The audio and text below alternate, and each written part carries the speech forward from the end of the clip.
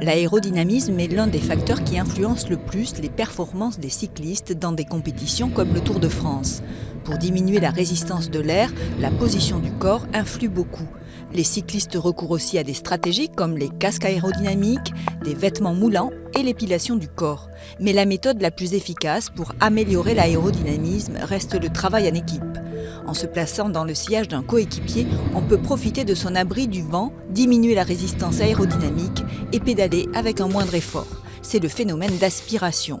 Le cycliste de tête produit le plus gros effort, les autres s'économisent. Lors d'une échappée, la stratégie varie en fonction du vent et donne lieu à différentes formations. En double file, le meneur se déporte sur le côté en s'écartant du vent et le coureur suivant prend le relais environ tous les 100 à 200 mètres. La rotation est constante.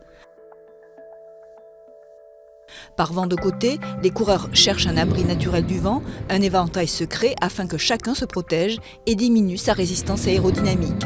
Ainsi, les coureurs de l'échappée profitent à tour de rôle du phénomène d'aspiration. Dans un peloton, le roulement en tête de groupe est souvent plus long selon l'intensité, la fatigue, le niveau de chaque coureur. Le sprinter, au milieu du groupe, profite de l'aspiration. Il peut économiser jusqu'à 50% de son énergie. Il sera alors prêt à fournir 100% de sa puissance dans les derniers hectomètres du parcours.